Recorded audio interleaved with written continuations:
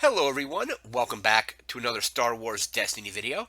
Today Fantasy Flight released a few more spoilers for Spark of Hope, most of these being in red, dealing with like leaders and troopers and that kind of stuff. We got some pretty cool cards here. We're starting up here, we're just going to be going in card order. So first up we have Gideon Hask, Inferno Squad Commando. 9 health, 10 or 13 points depending on how you want to run him. He's a trooper.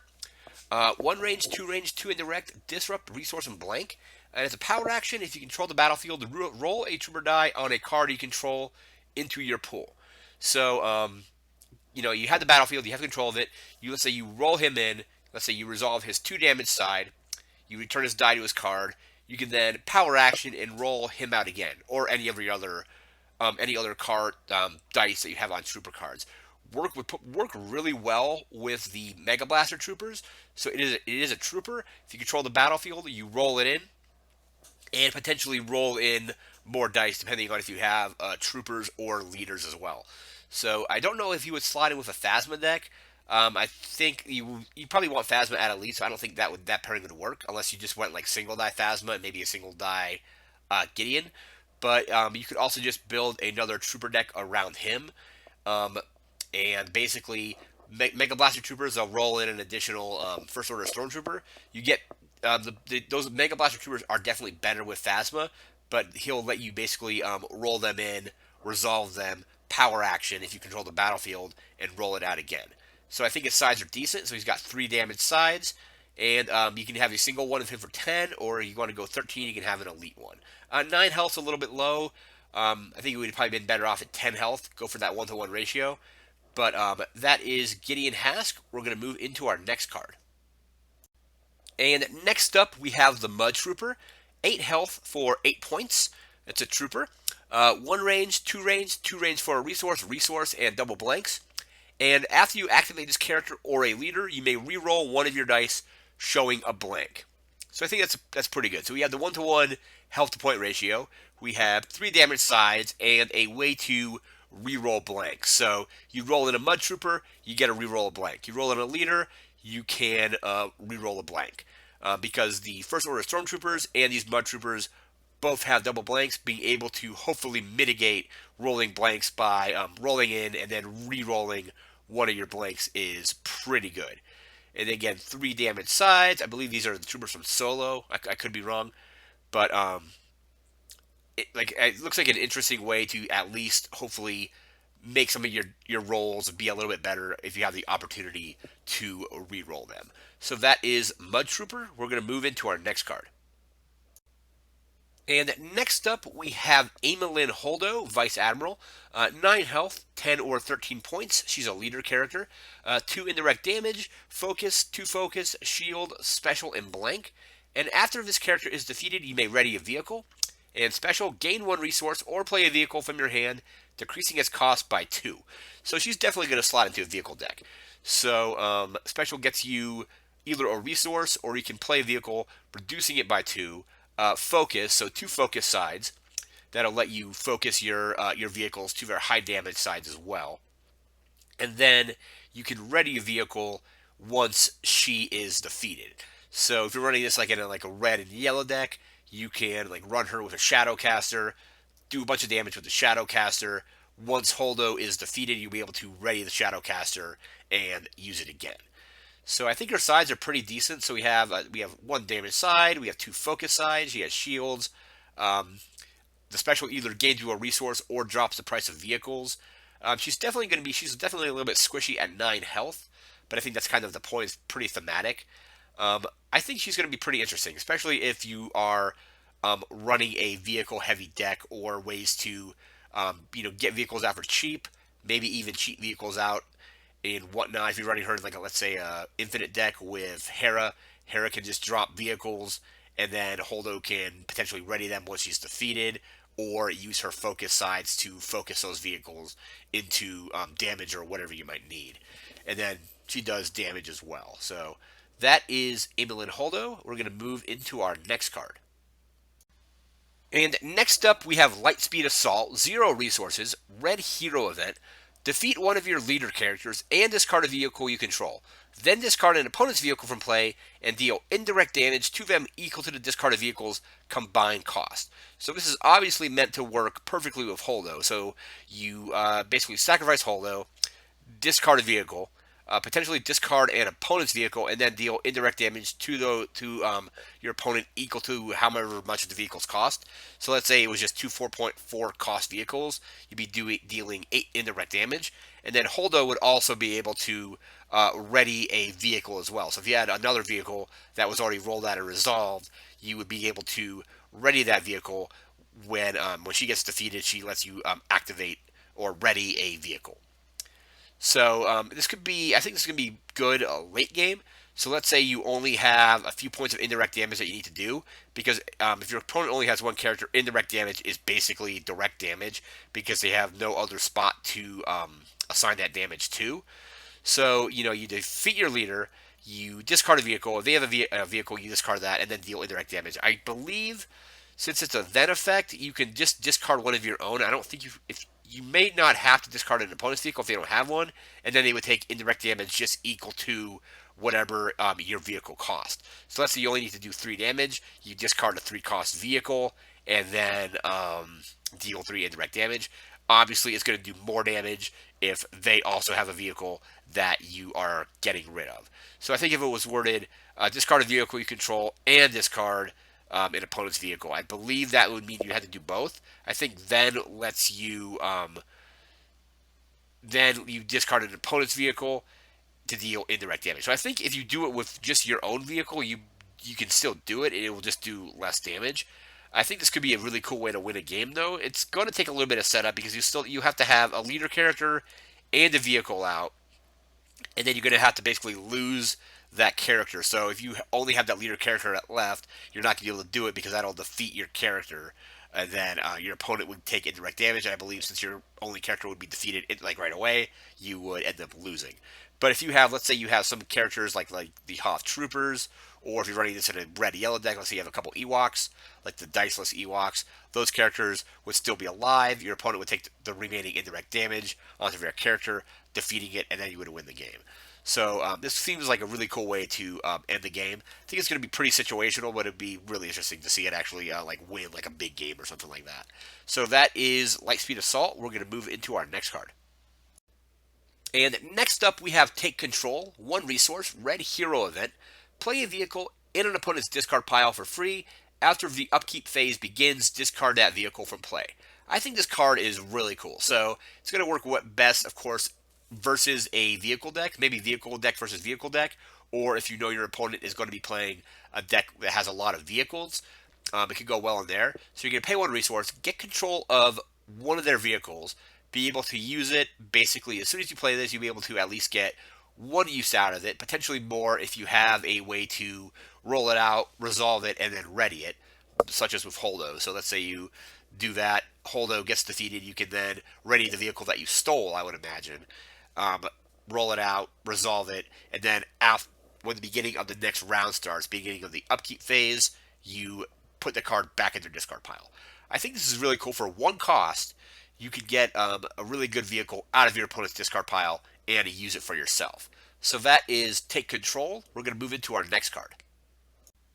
And next up, we have the Bwing. 3 resources, red hero support vehicle, 2 range plus 3 range, disrupt, 2 shields, resource and blank. And after the action phase begins, you may activate the support. So I think this is pretty cool. I wish it had a little bit more damage. So instead of just 2 damage sides with one of them being modified, maybe have just 2 base damage sides, even if it was just like a 2 and a 2. But the ability to start with this thing rolled out is pretty cool. So after the action phase begins, you may activate the support. So let's say the action phase starts, you get a roll in your Bwing. And then you get to potentially roll in a character, maybe with ambush, and then resolve range damage or whatever you want to resolve. So I do think for 3 resources, should have had either another damage side or have that +3 be just a regular base damage, even if it's maybe just two sides. But I think the cool thing is being able to have the vehicle start out rolled out. So once basically the action round starts, you can roll it in. So that can be pretty cool, especially if you have a way to kind of like cheat it out for free. or for less. Let's go. So with Holdo, you can get this thing out for 1 resource because her special lets you play a vehicle from your hand, decreasing its cost by 2. You can get this out for 1, and beginning of the round, after the round that it comes in, so you can use it that round. So whatever round you play it in, roll it out, resolve it, do whatever. Next round starts, action phase starts, it gets rolled out. So that is the Bwing. We're going to move into our next card. And next up, we have Firm Resolve, 1 resource, Red Hero Support. After one of your characters or vehicles you control is discarded, you may place 1 resource on the support. Action, remove 1 resource from the support to turn a die to any side. So I think this is pretty cool. So you get it out for 1. Once, if you have vehicles that are in play or you have characters that are getting defeated, you get to put resources on this. And then as an action, you can remove one of them to turn a die to any side. So you'll be able to do it to your opponent's dice. You'll be able to do it to your own dice. I think this could be a good way to kind of, fix your dice without, using focus sides and things like that. And also, I think like the longer the game goes, the more resources you may have on this. So then you'll be able to, as an action, remove a die. I'm gonna flip my dice to damage. Remove a die. Flip your die to a blank. That kind of stuff. It could be a decent card. So that is Firm Resolve. We're going to move into our next card. And next up, we have You Are in Command Now. 0 resources, red neutral event, has ambush, so you get that extra action after you play it. Play a title from your hand or discard pile, decreasing its cost by 1 and ignoring its play restrictions. So some of the titles from like Legacies, such as Grand Moff and Rebellion Leader, were I think Rebellion Leader wasn't great, but I thought Grand Moff was decent. It was just a little bit expensive, and of course it had the some various play restrictions to it. But with this, you can let's say you have Grand Moff in your hand, you pay 0, you get an extra action with ambush, and then you can play that title card on any character, ignoring its restrictions, and also reduce its cost by 1. So generally, like a 4 cost title goes down to 3. The thing is, once you put a title on a character, generally that character will become probably the main target of your opponents, just because those title cards like Rebellion Leader and Grand Moff, I believe, didn't have any blanks. The Rebellion Leader may have had a blank. I believe Grand Moff had no blanks. But this is a way to get that title onto a character for 1 less, and also a character that might not normally be allowed to have that title. So this could be a decent card, especially if you are running titles. If you're running, like, let's say, I believe, like, what was it, like Master of the Council? You're running a red-blue deck. This will be a way for you to put Master of the Council on a character, like, let's say, like a red, just a red character or something like that. So could also work to get Grand Moff onto a character like even like a trooper. I don't know why you would want to put it on there, but you can basically, since it ignores restrictions, you can put it on a character that isn't the right color. You can put it on a character that isn't a leader, and so on. So that is You Are in Command Now. We're going to move into our next card. And next up, we have ATRT, 2 resources, red neutral support vehicle, +1, +1, +2, +2, +3 for a resource and a blank. The modifier sides of this die can be resolved with one of your trooper dice showing any symbol. So this is really cool. Reminds me of, what was it, like Lure of Power or Lure of the Dark Side or whatever. And it was just a bunch of modifiers that you can use with any other symbol, I believe. So your trooper dice, generally, let's say you roll damage. These could all be +1, +1, +2, +2, +3 damage. You can use it to get a bunch of resources. So let's say like you have a resource and you resolve the +2 on this as a resource. You would get a resource from the trooper die plus 2 more resources from the ATRT.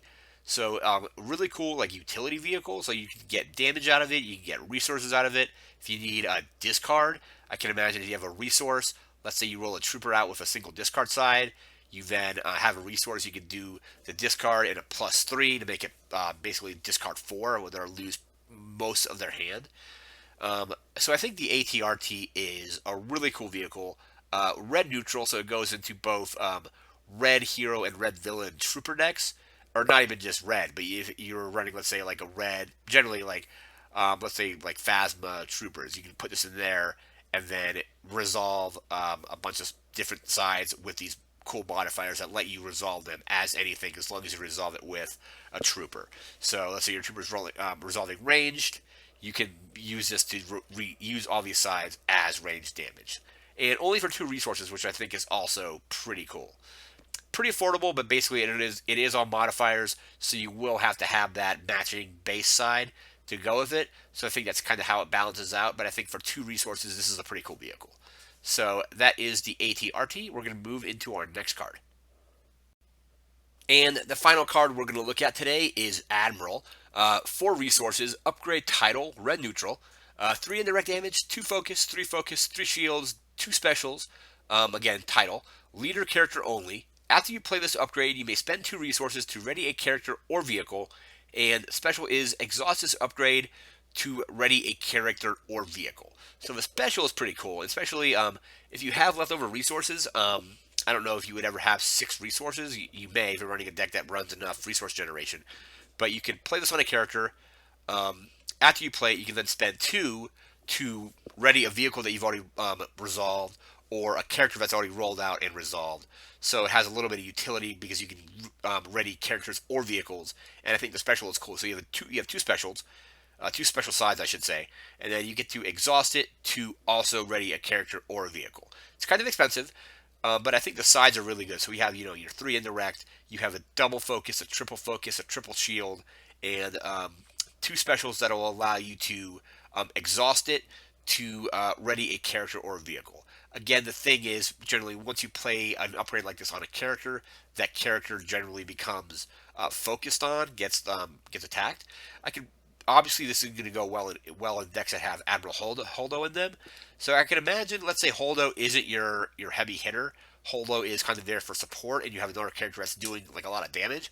You throw this on Holdo, and then your opponents then have a choice. Do I want to take out Holdo and get rid of, basically to get rid of this Admiral upgrade, or do I want to go after a heavy hitter? Because at that point, Holdo could potentially do 3 indirect damage if this is on, if she rolls that indirect. She can then focus your heavy hitter's dice, up to 3 of them if she gets the triple focus. You can shield characters with it, and then also you'll be able to, if you roll the special, exhaust this to ready your main heavy hitting character.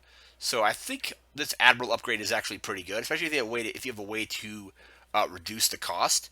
Like, let's say you play the card you are on command now, lets you play it for less, and you can also then play it on a character that isn't a leader, because it ignores those restrictions.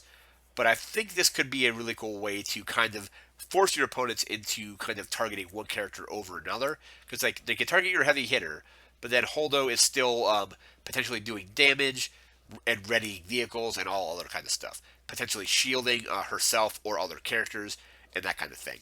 So I think Admiral is a pretty interesting upgrade. We'll just have to wait and see how it plays once it actually comes out. So that is Admiral. That's going to do it for today's video. I want you to like, comment, share, and subscribe. We'll be back again with more spoilers. There's more and more coming out, so I feel like we're ramping up towards news on a release date. Hopefully sometime hopefully midsummer, I would imagine.